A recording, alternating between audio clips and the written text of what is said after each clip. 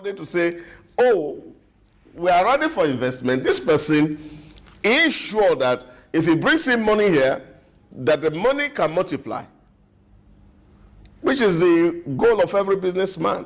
But here you have leaders who travel and keep moving around the globe thinking that nations just throw money away. No, I don't think that happens. You see, oratory is not governance. Leaders should sit down, think of local solutions, because every problem has a solution within the locale. And I think that's what we must learn. Let's learn to feed ourselves.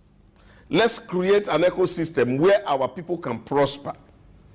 I cannot stop emphasizing the modern law of effectuation in entrepreneurial development that is being stressed at management schools. You see, use what you have to get what you want. Let's not keep wasting the money flying jets all around the globe, hoping that at the end of the day, somebody will come to your aid. You campaign that you want to govern your people. You didn't campaign that you have to help them to solicit help to come. So we should, this whole overemphasis on foreign direct investment should stop. In my view, if you make a conducive environment for investment, people will come and invest. They will be the one approaching you. They will be coming to you to ask and say, oh, can we do business together? Then there's dignity. Now, when you don't have anything that you have to offer, then you keep begging and asking people to come to your aid, stressing and say, oh, we are ready. And people are getting more, they even have more information. They have those here on you than you have on yourself. So they can tell you what's happening in your country per second. So this is where African leaders really need to sit tight, to look at it that apart from just making political promises in terms of campaign, oh, you said you're going to cut down education size. I look at one report just now, and in 1 year, people have rated Ruto about 8% out of about 1,007 people that were interviewed by CAPI says, oh, we have not seen that. So 73% people say, oh, we have not. So on the global rating, some people put him at 38%. And in terms of ministry performance, you see, the average is 55%. So this is to tell you the situation in Kenya as we speak. So I think that what Ruto needs to do is that beyond rhetorics, the challenge of governance is to see how we can leverage what is on the ground and convert this to wealth for the people. And I think that can be done within Kenya. All right, let's go to this report, and I would like to read it to you. It says, the United States of America emerged as the most frequented destination. The most extensively traveled month was July 2023, where the president had to visit like 6 countries just within a month, July 2023. And there are explanations. Maybe this would justify the reasons for the trip. It says the trips were for summits, head of states conferences, official events, including Independence Day celebration. With these explanations, do you think it justifies the need for these conferences, these expenses, and then a form of this kind of travel that has been experienced in the last 1 year? Yeah, some of the travels are justified. Particular of interest is the fact that there are statutory travel. You are a member and a signatory to bilateral and multilateral organizations. It is your responsibility that you participate in those meetings. I don't have issues with those participation. But you see, beyond having this participation, is to say, okay, somebody is doing. How many times did the United States President visited Africa in the last 3 years? Because he seems to be very busy with governance. So these are for me how to look at these issues. So if you have time to travel, it means that you are less busy. Don't you think, for instance, his trip to United States, the fact that Kenya needs United States more than, the other way? United States, no, I don't think so. I think we all need ourselves. Civilizations are built by men, not by angels. America was built by Americans. At least you have watched the movie, The Men Who Built America. They're not from Asia, they're not from Europe. They were American people. And if you look at the history of America, after the protests, Americans decided to undo England, UK, United Kingdom, in everything, including language speaking. They came from England to settle in that Newfoundland, and they had nothing to do with them. And they built their own civilization out of the scratch. And that's what they are enjoying. They are not traveling around the world to build. They sat down, they look at their problem, and they provide solution to it. And I think this is what Africans should do. You see, all this travel that you are moving around, we have seen that even in Nigeria some time ago when you see president traveling and junketting the whole world, and at the end of the day it brings nothing. This will not solve the problem of Africa. What will solve the problem of Africa is the African leader sitting down to think outside of the box or without the box. Okay. Oh, yeah. Let's even look at the case of Nigeria, for instance, where the president of Nigeria has made several trips trying to woo investors into Nigeria. And he's been acclaimed even here on the show as the #1 marketer of the country. Where did this culture spring from, that African leaders or presidents need to be the #1 marketers, so to speak, of their countries? You see, and is it possible to do without these trips, really, from the position that Africa is in? You see, the Nigerian president case is different from Ruto's case. Almost all the cases that you see that the president has traveled was not really destined to say, okay, I'm going to go beg for somebody to give us money. They were all statutory meetings. And in all these statutory meetings, what the president tried to do was to make a case, a business case for investment in Nigeria, and that's what he has done. So whether it was a trip to the General Assembly in the United Kingdom, to the summit in India, to the COP28 in United Arab Emirates, or to the summit in Saudi Arabia, all these were business trips. And they were like statutory trips, that they have invitation to come for a trip, and then you need to do some certain things. And he uses the opportunity of those meetings, not just to look at the, how will I put it now? The luxury of traveling abroad or shaking hands with head of state, but he was busy. Actually, in some of the meetings, he was not even present at the meetings. He was more concerned with individuals who he feels that had money that could come to Nigeria to invest. And some of all those things actually yielded some results, and those investments are coming. You see, India brought in some money, and they're building some stuff in Port Harcourt, and you're having a whole lot of this investment coming because of this conversation. But what we're saying here in Ruto's case is the fact that in 16 months, you have over 50 visits outside of your country.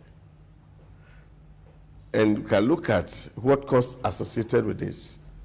And somebody should be, that's the point. Some, like presidents on vacation. I don't see, we can't do vacation in Nigeria. Why must we go to Europe to do vacation? Macron doesn't come here to do vacation, so why should we be in Paris? And we're spending euro. Oh, that is Nigerian money. So these are not healthy for our economy. Africans must learn to live with what they have and leave the luxury of Europe and build a luxury in Africa that Europe will be attracted to. Okay, in the case of Ruto, as the #1 citizen of the country, shouldn't he be the first person to be aware of the economic situation of the country and know that, oh, this will be the impact? So if he's making those trips, is it that, don't you think that Kenyans are quite in a bit hurry judging his trips? Perhaps there are things in the pipeline. You see, there's no hurry in hunger. When people are hungry, they want to be fed. And that is the situation. People have no employment. They want employment. So people want an improved standard of living. That is what it's all about. And I say here on a daily basis, there are a few things Africa can do, and we can actually copy, and we don't need to travel. Some of these things we can watch on YouTube. We can even look at it from historical books of how people had evolved, and then go ahead and see how we can do some of all these things. Yeah, partnership in a long deal will not be of benefit to Africa. You know, this thing they talk about, I spoke here the other time and I talked about debt trapionage. You see, when you have to mortgage your sovereignty and the future of your people, all in the name of getting facilities from developed country to develop yourself. So this is where African leaders are find themselves. So we're all borrowing because these people are not going to really put money in here. They cannot do business with you because they know that the condition precedent to investment is not here. So the maximum they can do for you is give you loan. So you go and waste it. And then they can come and take your resource in terms of repayment. What Africa need to do first and foremost is to create an enabling environment for businesses to thrive. And I don't think that requires a rocket science. So when you create that environment, even the people from the outside are coming. President of Rwanda traveled less because he has created the ecosystem for investment to come. So people want to go and see the wonder in Rwanda. And I think they should borrow a leaf from Kagame. Every time election is coming, there's always a protest in Rwanda that the president should remain. So this tells you how the people feel in terms of the efforts that is made by this man to solve their problem. This is where, for me, the issues lie. Foreign travels cannot bring investments. All right. Let me point your attention to something in that report that should be of concern. According to the controller of budget, the domestic expenses, even the domestic trips, the cost is even more than the foreign trips. Let me point your attention to the Executive Office of the President spent 1 billion shillings in domestic travel, which overshadows the 361 million spent on trips abroad. So it even means the cost of local travels, is quite higher than that of foreign trips. What does that suggest to you about the peculiarity of his travel and why Kenyans are reacting? Well, you see, we can't put the value of that travel on the amount spent. Rather, the energy that could be converted to a lot of productive thinking around government, designing way forward. The research that I told you about Kenya that was published, it was online everywhere in September, shows that people feel that Kenya is on the wrong direction. So for me, sitting down at home, even if the trips are zero expenses, sitting down at home to articulate solution to your problem is far more important than the cost. That's my point. You see, when they call you to come and deliver lectures here and there because you have a problem and then end is rhetorics. But the real issue of governance, which is at home, where Kenyans are living, and the president needs to identify with them. So this is just justification that, he's not spending so much money, therefore he can continue to travel. He's not governing a country outside of Kenya. The real place of government is in Kenya, so he should stay with the people. Think with his cabinet and see how to provide solutions to education crisis, to economic crisis, solving the hunger challenge in Kenya. What can we do extra? And this is where the brain power come to play. I don't know if you have read the book, The Startup Nation. He Israel went to the desert to recreate an economy from nothing. So it shows that it is possible with good thinking. So I think this is what African leaders must do. That we have to rely, over-reliance on Europe, so to speak, to come and help us. I don't think that, because as we speak, every nation in the world is having their own peculiar problem. In short, as a matter of fact, people are looking for a way to solve their problem. If you go to Paris today, you will see the trouble. If you go to Greece today, you see trouble. Where are you going to go to in the world that you're actually seeing a nation that is having so much that they want to give you? It's not there. So what I believe is that where people see opportunity, they will go there, irrespective of what is that. So we must create those opportunities so that even as we are traveling, it becomes justifiable that the people we are talking to can see reason that at the end of this day, of this whole travel, they are bringing resources to come invest in your place. Now, you go to Ireland, a lot of companies, big companies in China, big companies in Europe, big companies in America, come to start business in the island and put their headquarters there. Why? Because it's a tax haven for them. Ireland don't need to travel. It's the businesses that are looking for them. So this is what Africans should do. Create that ecosystem that is investment friendly, and then people will bring money. Businessmen will bring money. They will come to shake hands. Take away corruption, which is the big elephant in the room in Africa. And then people will want to do business with you. Okay, thank you very much for your thoughts on this issue. We do hope that African leaders will do what is best for African countries, and some of these monies could have been put into infrastructure development and other things that Africa, like Kenya, for instance, needs. We're going to a quick break. On the return, it'll be time to look at an issue concerning another African country. Stay tuned. The National Theatre, Igomu, built during the military regime of Olusegun Obasanjo and finished in the time for the Second World Festival of Black Arts and Culture, Souq, in 1977.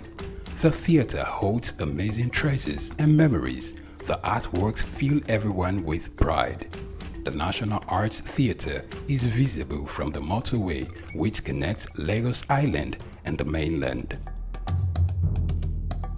The National Theatre is packed with the artworks of a legendary contemporary Nigerian artist, stained glass walls by Yusuf Grillo, sculptures and murals by Lamidi Fakeye, Erabo Emopai, and many others.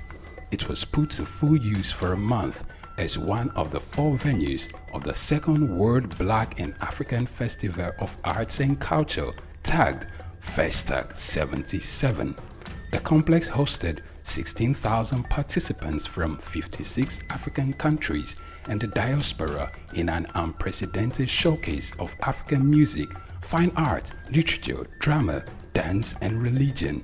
The National Art Theatre was built and designed by Techno Expert Stroll, a Bulgarian company mirroring the Palace of Culture and Sports in Varna, Bulgaria. Completed in 1976, the building is one of the largest and most beautiful of its kind on the African continent.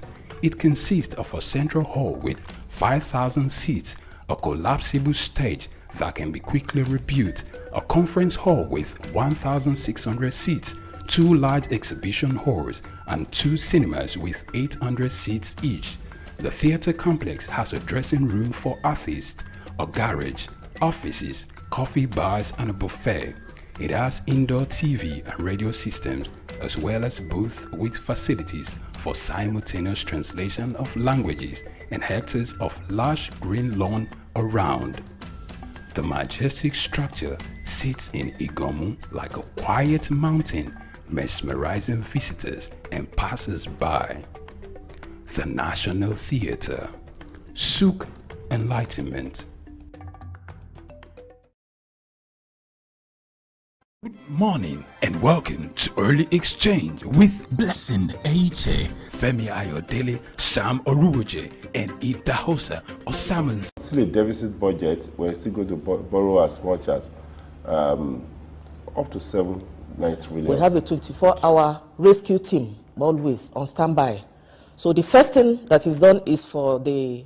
As Nigerians, we must realize that government does not thrive based on what one man is doing at the seat of power. If I had my way, I would say let's go back and bring back Nigerian Broadcasting Corporation. This is Early Exchange, shaping policy, advancing development.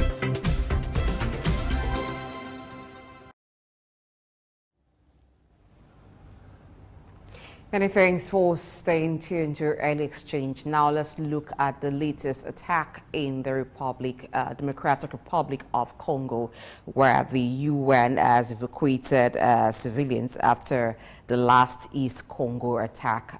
The attack led by the Tutsi-led rebels, the M23, the clash between the Congolese army troop and the rebels. Now, this has led to the death of some persons and also displacement of a lot of people. We still have Idahosa Osamanze in the studio, who is our analyst, providing great thoughts on these issues, and as we look at the way forward for Congo in this time of trouble.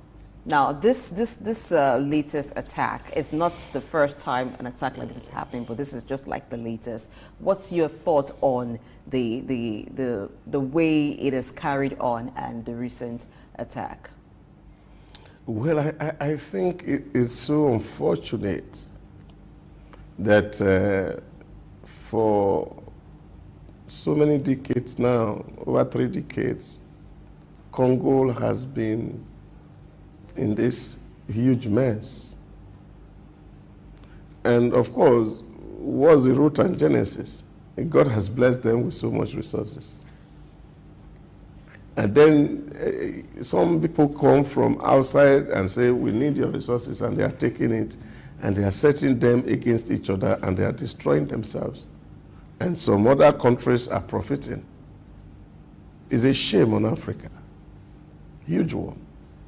That brothers are killing brothers to make another man who is supposed to be their enemy better off and richer than themselves.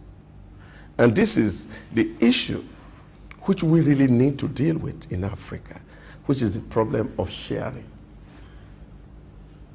The philosophy of sharing in Africa had to be revisited, where some people, because of their position,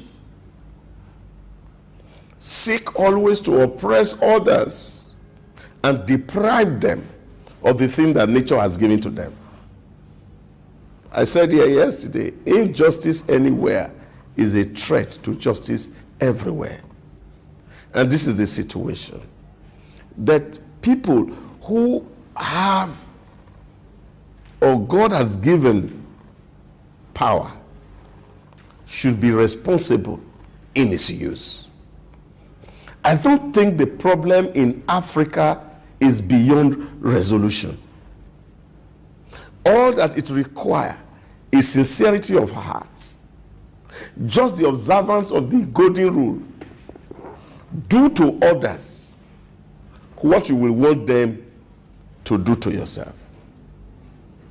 And after colonization, it's like the brain of most leaders in Africa has been taken away. And the ability to sit down and think about their problem, to look at their situations and find solution to it, is what we're finding here. So like I said yesterday, I think we need, as Africans, to begin to evolve and learn how to relate one with another and see how we can do things fairly, promote equity, promote justice, promote fairness in the continent. And this way, all these troubles can end. Looking at what is happening in Congo, it's also peculiar to other African countries. You can see similarities, you know, the offspring of rebel, you know, terrorist group and all that. What does that suggest to you about governance and style of leadership in Africa? You expect that a country like Congo that's gained independence since 1960, you know, the crisis has also started since then, and now they are still battling with these issues. What does it suggest about the issue of governance and also leadership in Africa? Well, like some people have argued in time past, maybe Africa didn't learn enough from their erstwhile colonial masters, and when, of course, we were struggling for independence, what was at our heart was not really the liberation of the common people on the street, but rather stepping into the GRAs, where the colonial masters were living and enjoying all the benefits that were accruing to the colonial master. And I think this is the problem. So if what was driving you was to see that, look, one power change hand, as they say in the religious circle, and the power has changed and now is your power, now you're using it, you're also abusing it. And there are also people who are also saying that you're also abusing power, and they are failing to liberate themselves from abuse. So I think this is the real issue. It was greed, envy, that was at the heart of our struggle for independence. We were struggling to get power, and we didn't really know what to do with power. And that's the problem that has afflicted Africa for this long. And it's not just Congo, it's almost everywhere in Africa. You know, when you go out in the academic circle and we keep talking about how the cleavages that are led by the erstwhile colonial master is still ravaging us, that they tied us to their apron string, and after 50 years, we cannot lose ourselves from those apron string and we are still gummed to it. It just shows that we are not thinking people. Now, when you look at the history of colonialism and see how long it took for the white people to do what they did with us, and now we have been free for this long, and we cannot even sit down to look at our issues and see how to resolve it, then there's a problem. Europe used to be like Africa. Of course, there were all inter-communal crises and conflict everywhere. They were fighting themselves, and then they came to a reason congregation and said, look, why should we be killing ourselves? And they resolved their issue. Today, development is up in Europe. Why can't Africa learn from other people's history? This is the real issue. So you are saying is a fact that, like people said, oh, they gave us education, and of course they didn't give us ability to think. And there's no critical thinking among us. We sit down and we're just living stupidly. So to use that word, see, that is where we live. And all we are thinking is that there's one white man somewhere who is coming to liberate us. You see, we must get to that point to ask ourselves, what do we need power for? Professor Claude Ake of blessed memory spoke about this, how Africa, politics underdeveloped Africa, the struggle for power, we so prioritize it. Election is war in Africa. It's not because we are struggling over ideas. We are not struggling over ideas. We are not thinking about models of leadership or governance. The crude struggle is just state capture. Because if you capture the state, you capture everything. And so when you have the privilege of being in government, you become the richest person in town. And this is what is afflicting us. It's not leadership style. Because we don't even have, we have not been able to even raise leaders who can think of models of how to govern people. You are looking at people who are using force. You know, Thomas Hobbes calls it the state of nature, where people are using brute force. What they call the selection of species. You're killing other people who are weaker than you so that you can take advantage of things that they are having. See, this is the problem we have in Africa.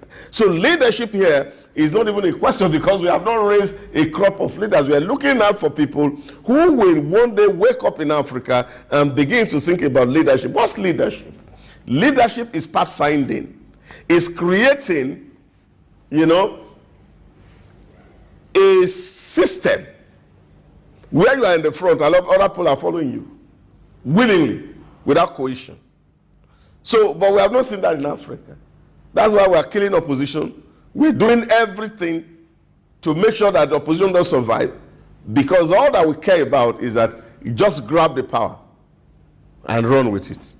But what is the role of the West in this crisis in Congo and some parts of Africa? The rebel group, for instance. Yesterday when we were talking about the Red Sea attack. So who are those funding them, supplying them with weapons that they are now a threat to the entire country? And you mentioned earlier that in Africa, brothers are killing brothers to satisfy those who are supposed to be, of the Western power. What is their role in this? Why is it hard for African countries to see this? That is what is the mystery. That we cannot see that people are benefiting. Now, when you see a bullet shot in Africa, check it. Is it that made in America or made in Russia? It's clear. And this bullet don't come to you for free. They are selling this weapon and say, take, kill your brother. You buy from this one, this person buy from this one. And you are killing yourself. So that's why I call it stupidity. Nothing more. Really, because we can't blame the West. And we cannot continue to blame them. They see a market in you and they are exploiting and taking advantage of the market, the foolishness and the stupidity of the people. And that's what they are exploiting. We just need to wake up and wise up somehow, so that we can understand that, look, we don't need to kill ourselves.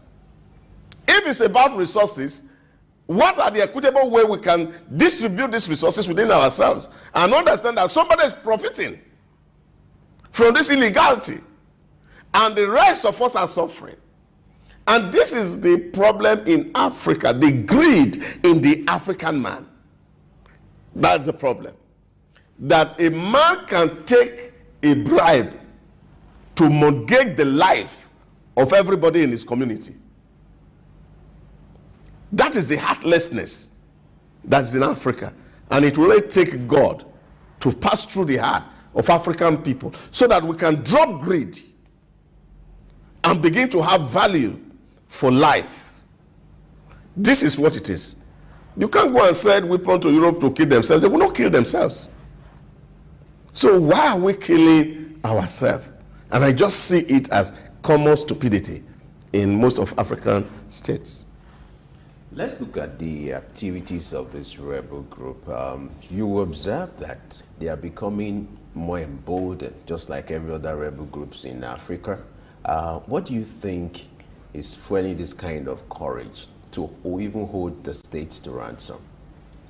Well, the courage is that they are relying on the Western power. You know, there's a proverb they say in my village, if a fowl has a very strong man standing behind it, it can use his beak to kill a cow. That's what you're seeing.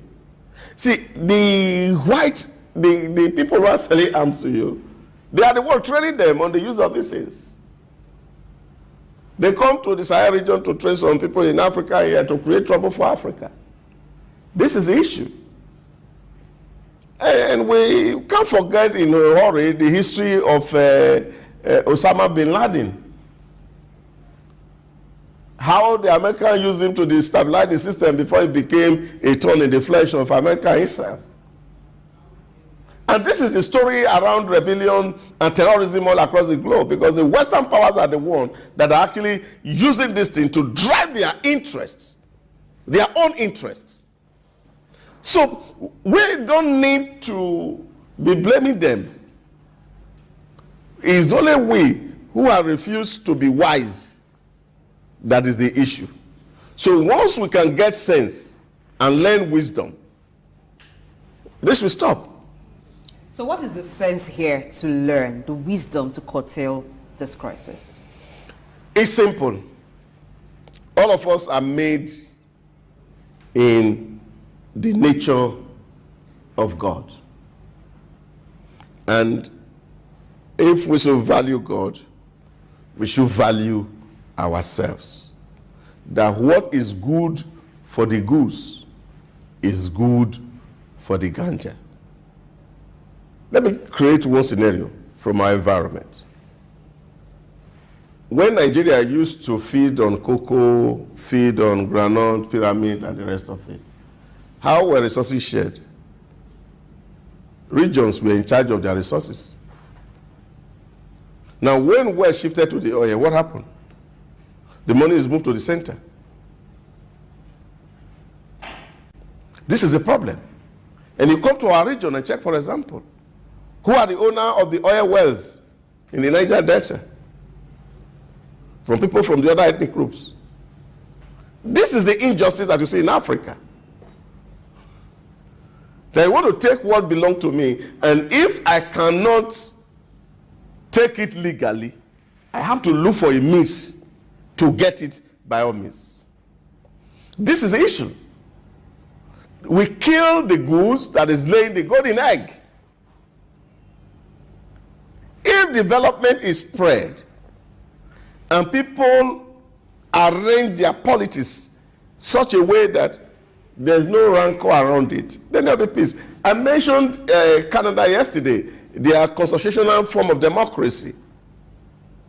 You see, if you are from the agrarian part of Canada, they can't send somebody from the commercial side to come and be the Minister of Agriculture. No.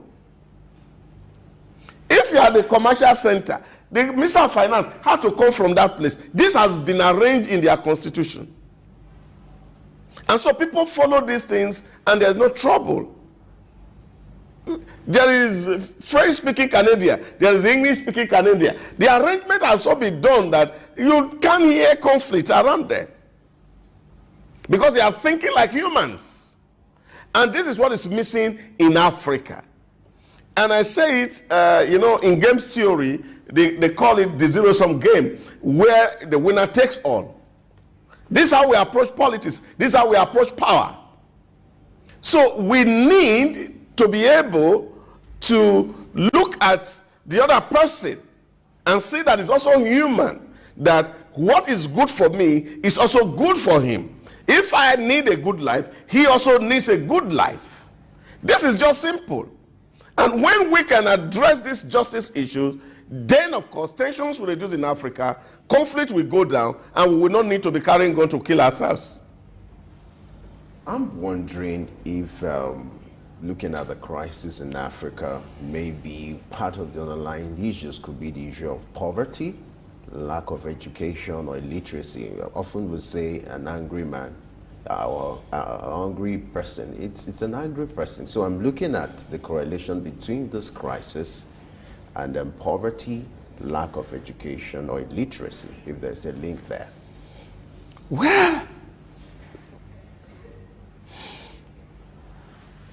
I think the problem in Africa is not the problem of poverty.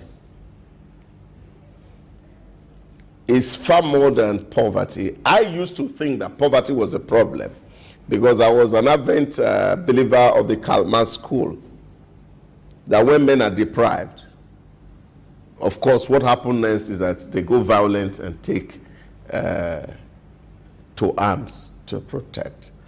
But you also see that we have gotten to a situation to also look at the real life scenarios and situations. That is not everybody who is deprived who takes to arm. In short, you see people who hate poverty so well and they are doing everything within their power and they are rich to undo poverty. That's for me is what it is. Now I spoke to the issue of greed in us, which is the problem. You know, greed comes with some form of envy. That if I have what you don't have, and you are looking for a means to take that you believe is that you should have a kind of a sense of entitlement. I think that's a bigger problem more in Africa. I've seen people, I was, the first time I was in the UAE, I met an Indian. And I was so shocked that in the hotel where I was staying, every time, this man was all around me. Oh, master, have you taken coffee? Master, do you want tea? Oh, master, your fruit. All these things. So I was so worried. So I was tempted to ask this Indian. I said, look, guy, you must be paid very well because the effort you put into this job is top notch. Oh, he said, no, really, not so well. And I said, how much do you earn in a month? He said, oh, it's about $100. And that was in 2008 or so, 2009. $100, that's all you earn? He said, yes, sir, that's what I earn. And I said, so how do you live? He said, that's why I do my work well. So if I serve people well, when they are leaving, they give me tip. And at the end of the month, I earn more than $2,000. So my eyes opened that the problem was not poverty. It's just the quality of thinking. That people think that you can do something excellent and then get premium. So it is opening our heart to understanding that, look, there are some certain things that cannot be handed over to us. Yes, education has played a very terrible role because of the bad education we have, that people can't even think through some processes. And that we saw that happen in the last election, where people were about killing themselves. Whether you are going to be here or there or there. And I asked them, very simple question. You should be intelligent to ask yourself, this man has been governor before. This man has been vice president before. This one has been governor before. What did they do with their power? What has changed between the time they rule and now? That you just suddenly wake up and say, oh, if this man doesn't do it, nobody else can do it. What's the antecedent? Because what did you do yesterday, you can't do today. So we have a crop of people who are very mentally lazy and they can't think. This is, for me, the real issue. So once you can address the issue, some people have native intelligence to be able to ask some basic questions. If this man says, oh, I'm going to build a skyscraper that is going to be suspended in the air, ask him, which one has he done before? We don't ask that question. So people come with us with all manners of narrative, and we just take it. I was sharing somewhere and I said to somebody, even when they told us that our former president was somebody from Sudan, even in church they were preaching it. So it shows the level of our inability to think critically as a people. And I think this is the biggest problem in Africa. Because if we can think about our problem, then of course we can have solutions to them. All right. Talking about thinking critically, the mineral deposits and the natural resources that Africa is blessed with, it's supposed to yield some, at least, good level of development. But it seems to be the cause of problem, cause of crisis in Africa. Is it as a result of the dependence on, most times, monoproduct for the economy, or the laziness of Africans not to think of other ways of making a living? Everybody wants to get from national cake. Yeah, that is what I'm saying. That's why I call it the zero-sum game. The richest man that has ever lived was in Africa. Massa Kaka Musa. The richest man that has ever lived on earth is an African man in Mali. Now, how did the word of Musa translated into the life of every average person in Mali? This is a problem. And this is the challenge that we face. My cousin was calling from village that day that his land, his father's land in the village, that the king says is the owner of the whole land. And therefore, he just moved in, no any instructions, and say, it's my land, I take it. You can't do anything. Go to hell. This is how we live, and this is a problem. Where we don't have regard for the rights of other people. So it's not about monoproduct. It's just about our value system that is wrong. And if we cannot review that value system, it will be very difficult for Africa to get out of its trouble. All right, thank you very much. That was Samanze. We do hope that Africa gets out of the trouble that it is in. Natural resources are supposed to be for the good of the continent. Supposed to be a blessing to us, but now it has turned into a curse. We do hope that course is broken. The leaders, African leaders, get to do the needful and peace be restored to every part of the continent. Let's go to a quick break, and it's be time for us to look again at Africa. Today happens to be all about Africa, but this time around, a different issue. Stay tuned. My name is Olatunji Shoti Miri. I'm a performing artist and, television radio presenter and a university lecturer, Unilag. Keep watching Souq News. Hello everyone, my name is Kenny Black, Africa's finest music comedian, and you're watching Souq News. If you're not watching Souq News, I pity you, but keep watching Souq News. Hello everyone, my name is Timida Kolo, and you're watching Souq News. Stay tuned. Hi, my name is Wisdom Oluwaseun Okoko, co-founder Orbit Africa Properties. I'm live at Souq News. Guys, keep watching Souq News. For everything that concerns business, economy, politics, news, Souq News is your station. Tafawa Balewa Square, TBS. Tafawa Balewa Square was initially used as a horsing ground called Lagos Race Course. The edifice was constructed by General Yakubu Gowon in 1972 and named after Nigeria's first Prime Minister, Sir Tafawa Balewa. Tafawa Balewa Square is located at 45/57 Marse Bangboshe Street on Lagos Island, Lagos, and referred to as TBS. TBS is a 50,000-seater capacity venue and houses the Remembrance Arcade, the 26-story Independence House, which at a time was the country's tallest building. When Lagos served as the country's seat of government, the National Assembly Complex was within the TBS. Also in the square are the National Broadcasting Commission Office, the Nigerian Hydrological Services Agency Office, shopping centers, travel agencies, restaurants, car parking lots, and a bus terminal. Tafawa Balewa Square is adorned with beautiful statues of white horses and red eagles, symbols of strength and dignity. Our historic neighbors include the King's College and the Holy Cross Cathedral. Tafawa Balewa Square hosted some of the country's memorable events, such as the Independence Day in 1960, when Nigeria gained independence from Britain, the Armed Forces Remembrance Day, which is celebrated annually on January 15. The edifice is a national cultural asset.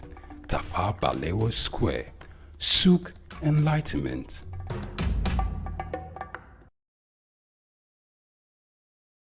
My name is Olatunji Shoti Miri. I'm a performing artist and, television radio presenter and a university lecturer, Unilag. Keep watching Souq News.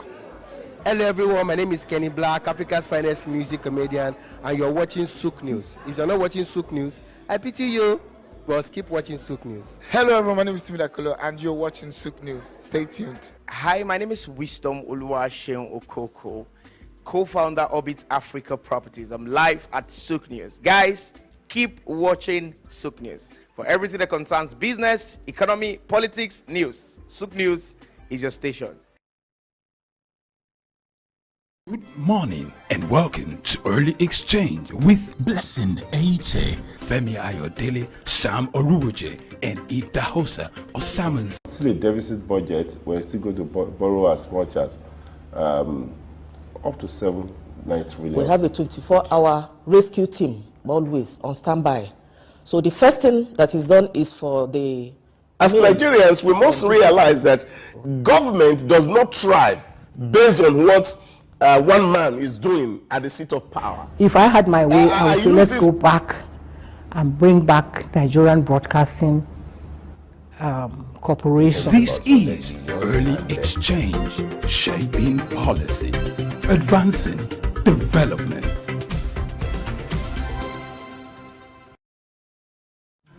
Yes, indeed, we are shaping policy and advancing development by looking at the trends in Africa.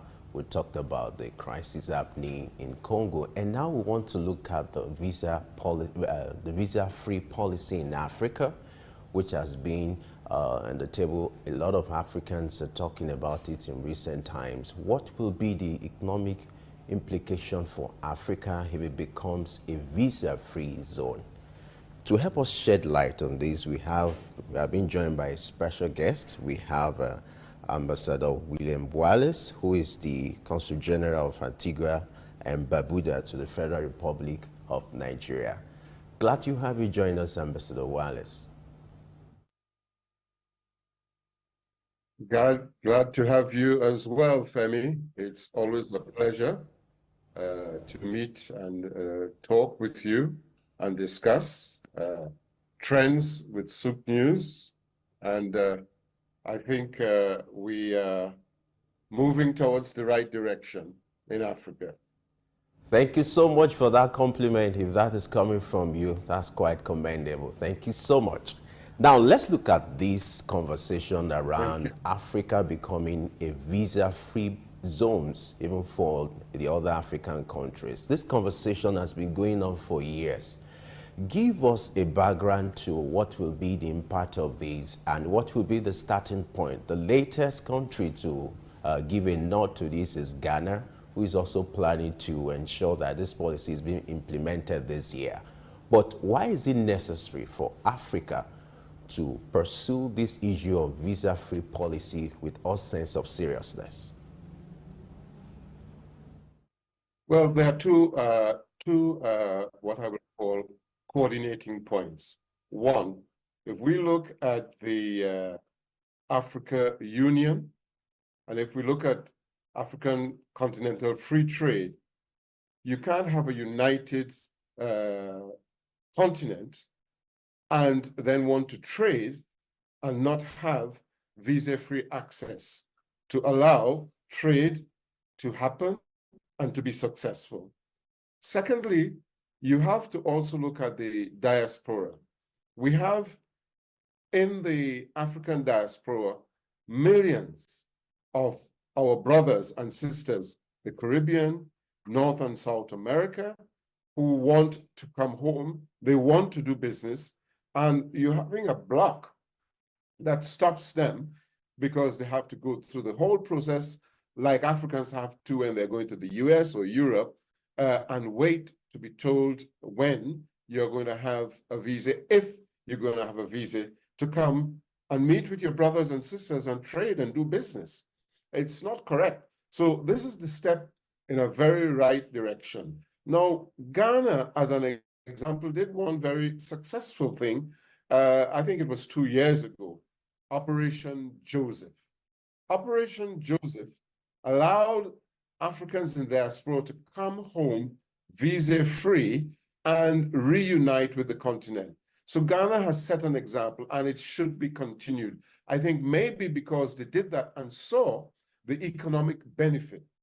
The economic benefit when they did that, I think ran into almost $1 billion in tourism. Now just think about the whole of Africa having intra-Africa trade under the African Continental Free Trade, and then having the diaspora come from the rest of the world home to Africa. The inward foreign direct investment, I'll call it African direct investment, because Africans spend a lot of money in the United States, in the UK, bring that money home. That shows us that we are now coming to the point where we are uniting with our money, with our strength, with our skills, and that's very important. So Ghana and all other African countries should do that very quickly. But we should also, like everyone else does to us, make it, mandatory for those that want to come into the continent now, not have the same free access. Yes, you give them access, but, it should be limited. But for our African brothers and sisters, it should be unlimited. As a matter of fact, they have a right to have a passport in any country, or rather nation state in Africa that they want to go to. All right, good morning, Ambassador Wallace. Good to see you again. Good to see you. I'm having my Kenyan cup of tea And of course, I've been enjoying Kenyan tea and coffee, you know, so that's part of our Africanness. Okay. Is it enough to just make it visa-free or make entry into African countries visa-free? What about the trade tariffs, the trouble with doing trade?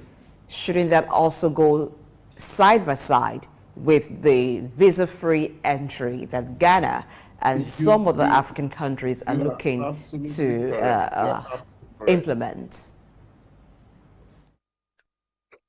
You're absolutely correct.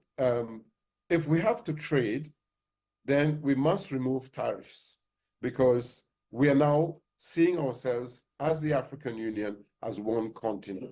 So tariffs should be removed for ease of trade and for ease of doing business. You know, in the last interview, we talked about ease of doing business in Africa, and that should be one of the very key points.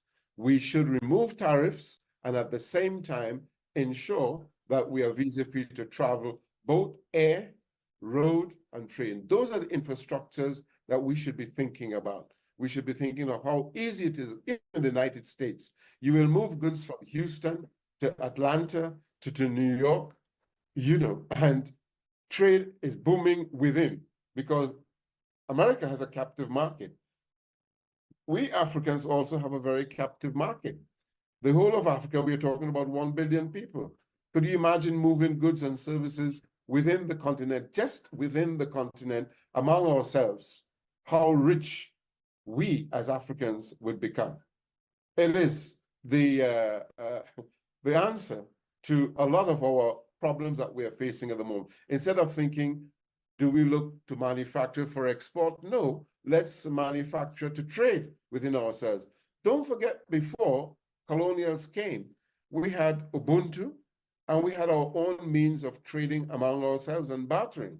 So you're quite correct. We must remove that tariff that will stop the trade and ease of doing business within the African continent, because others are seeing it, and they're coming and they're setting up, whether they have started already in South Africa, in Rwanda, in Nigeria, in Kenya. Others are becoming local companies to use their own products and services to take advantage of the continent's captive market. And we got to take advantage of that for ourselves.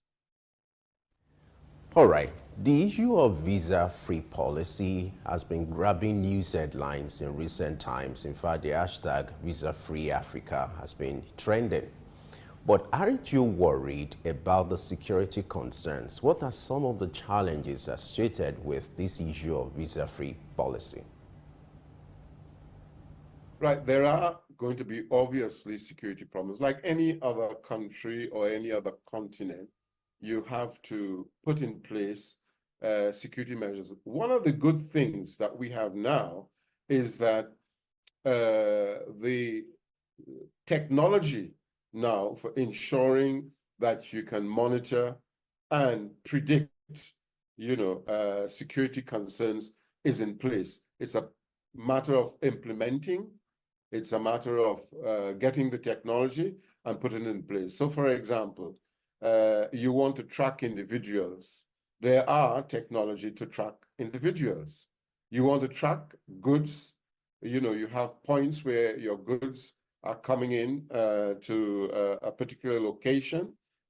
You have a station that is there to examine an X-ray, just like you do currently in customs area. You have areas where it is already secure for offloading, unloading of goods and services, and you have technology also available, even AI technology, to track individuals. So if individuals are on a system, you must have your ID, you know, you must have at least some form of recognition, and there are recognition type technologies now that will help where that is concerned. Yes, Africa has been very porous as a continent. And I think building up a database of the ne'er-do-wells, those who are, you know, the ones that we need to look into their movements, I think it is concern, and we should employ the technology to ensure that we can track, from a security point of view, individuals and goods within the continent. It can be done. Okay, let's be optimistic, and at the same time, let's look at the possibility of doing this. Considering the pockets of security challenges in parts of Africa, do you think going visa-free for all African countries is something that Ghana, for instance, is ready for at the moment? There is the ECOWAS bloc, and then the ECOWAS passport. Should it be tried first as a regional thing before being opened to all African countries? I think there are two sides of this coin, very much two sides to this coin. We can do rollout, right, regionally. That way, we have started with one country, which is, let's say, Ghana. Then we roll it out into ECOWAS. Those are pilots. And then, after looking at some of the fallouts, some of the problem areas, some of the issues that have come up with the rollout, you are now, that's a learning curve for rolling out in other areas. I think, from my point of view, I think let's take little steps, start with one country or two, do the region. So in West Africa, you have ECOWAS. You know, you probably do the same in East Africa. Probably start with Kenya and then roll out to Uganda, Rwanda, Tanzania. And then you move further down south. Where there are hotspots, you put in place what we will call in security ring fencing. You ring fence areas where you have concern and ensure that you can meet the security challenges before you allow them in the rollout plan. So I think the intelligence heads, the security organizations have enough experience and expertise to work on, you know, minimizing the security concerns with a rollout program. But the united and the unity of purpose is essential. All right, let's look at the role of the African Union here. For the past 30 years, the African Union has been making moves to ensure free movement within the continent. The issue of African Common Passport has also been on the table. What do you think should be the role of the African Union henceforth, or the starting point when it comes to the issue of having common African passport?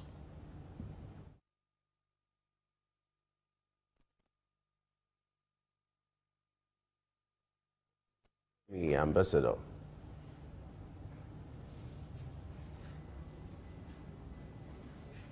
Okay, I think you know, internet is playing a fast one on us, so peculiar anyway. So the issue of you know, visa-free policy has been in the pipeline for years. You know, you are there are about 55 countries where. Okay, great. Alan, our guest is back with us. Ambassador, if you can hear me, glad to know you're there. Glad to have you back with us. Asked the African Union and the passports.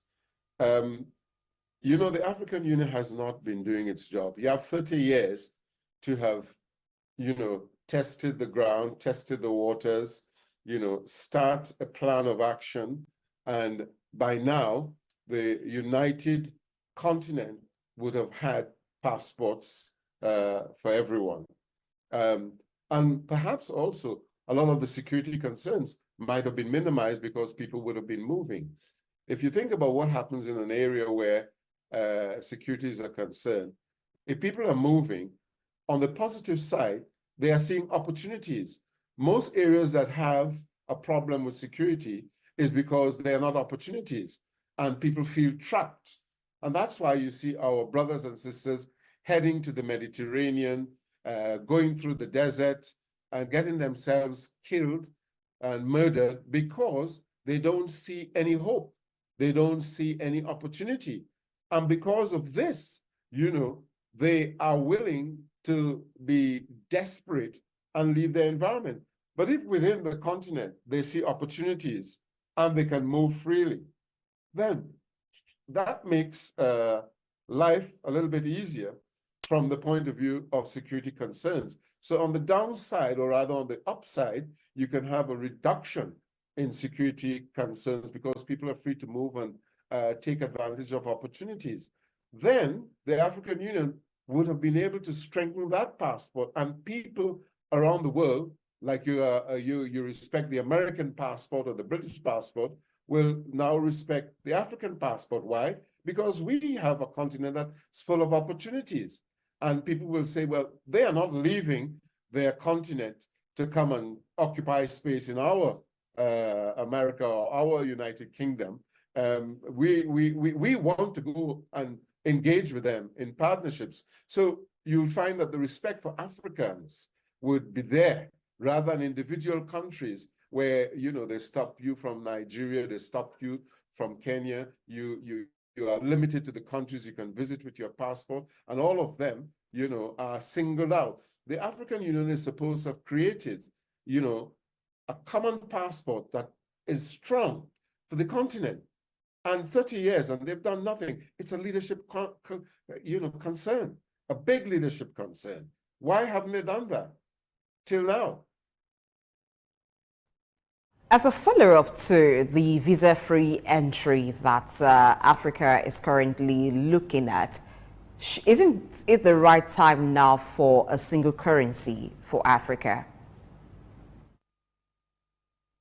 I'm happy that you talk about that. I am actually working on that. It's called the Standard United Digital African Currency Contract, SUDAC. And I can send you some information on that. We have been working on this for the past 5 years. And for the past 5 years, we've been testing the algorithms. We've been testing the transaction space.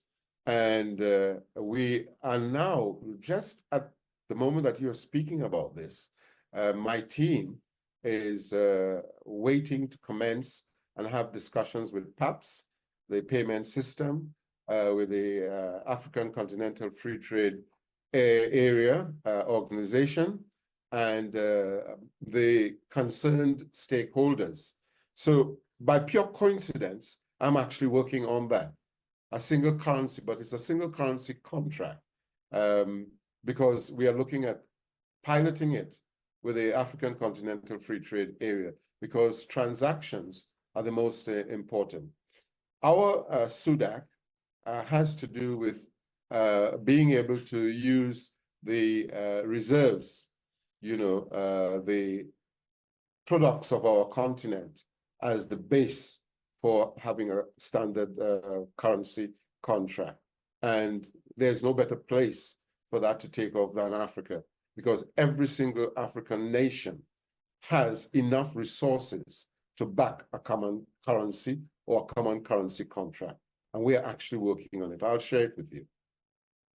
All right, that sounds interesting. Let's use this opportunity to extract this exclusive from you as regards to that. Yes.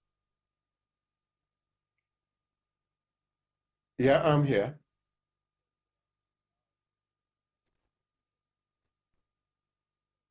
I call exclusive from you now, since you are the pioneer and then you're part of the team working on this project. Give us an overview of what SUDA is all about. How far have you gone? And then how is it going to work if perhaps this is being accepted generally? Well, part of it is intellectual property, but I can tell you the team. We have Dr. Mark Hewitt, who was very responsible for developing blockchain algorithms for IBM. We have Dr. Yinega Desi, who was a former governor of the Central Bank of Ethiopia. We have Dr. Mark Dako, who is an investment banker from Ghana. We have quite a team, you know, who are representing a Pan-African approach with financial dexterity, financial experience and expertise, and looking at the space. We also have an advisor from the African Development Bank who is currently the president, Dr. Adma Souq. So we have put together the, what I will say, the movers and shakers in the financial space to understand what is required to ensure that you have a standard currency contract that can fulfill the needs of trading within the African Free Trade Area.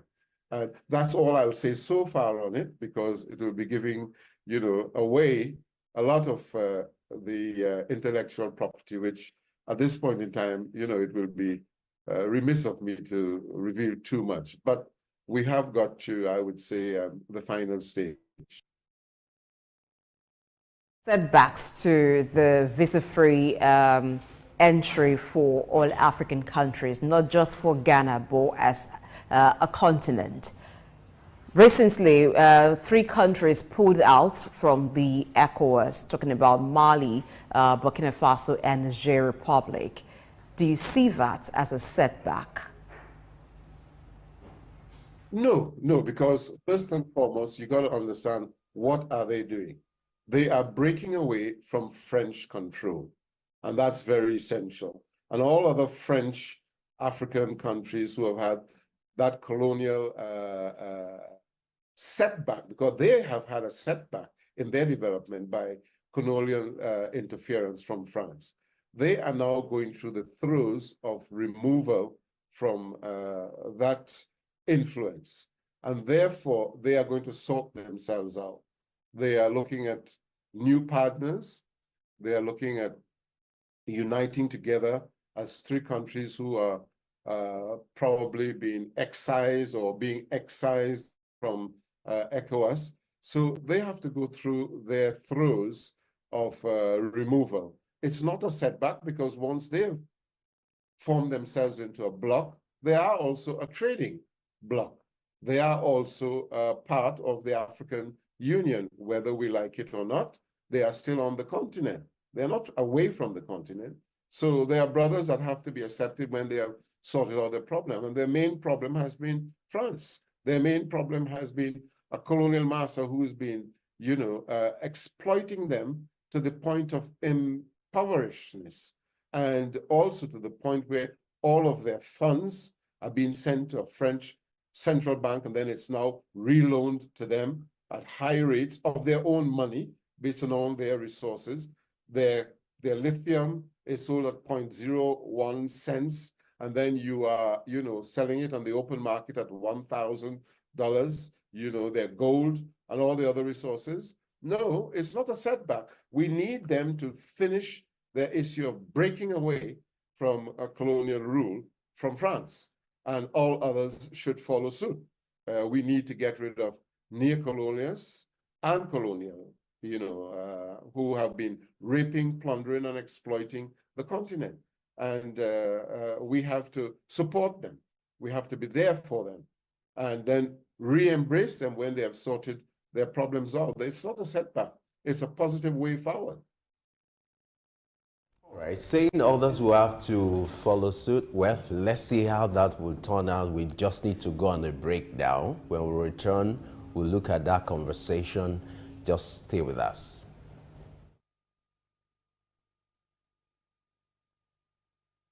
Broad Street. Broad Street, situated in Lagos Island, is steeped in Nigerian history.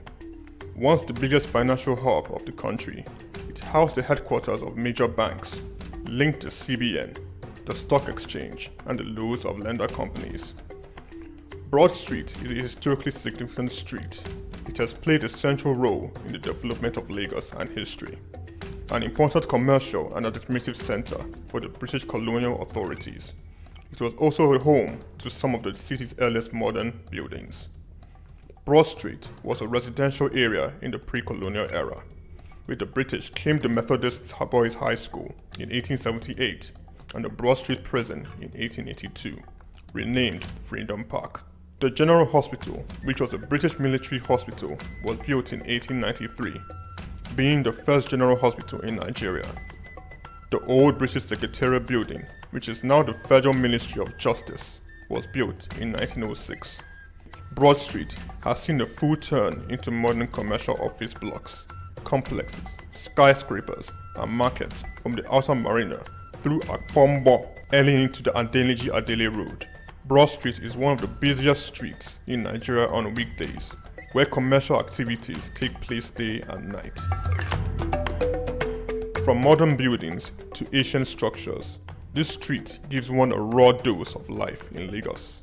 Broad Street is often referred to as Lagos Financial District. It boasts a mix of architectural styles, reflecting its long history, colonial-era buildings, Victorian and Edwardian architectural features, alongside more modern skyscrapers and structures. Broad Street remains a vital, vibrant part of the Nigerian economy. Broad Street. Souq Enlightenment.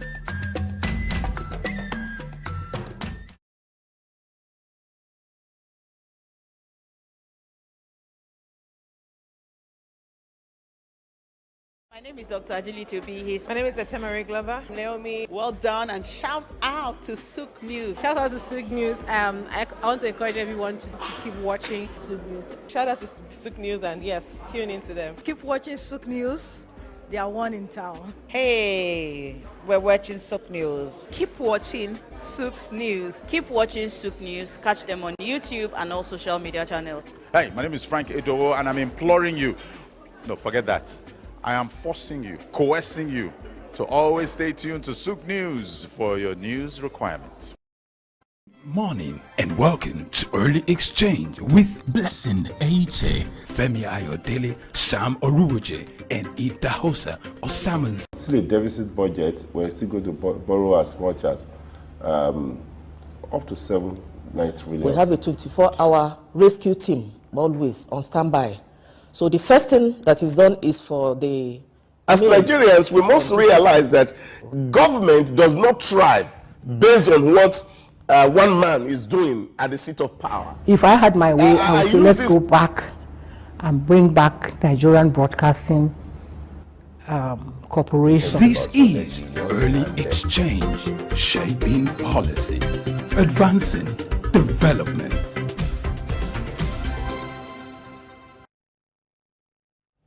Yes, our obligation is to advance development, and today we are looking at the African continent, how we can advance development in the African continent, looking at the issue of visa-free policy.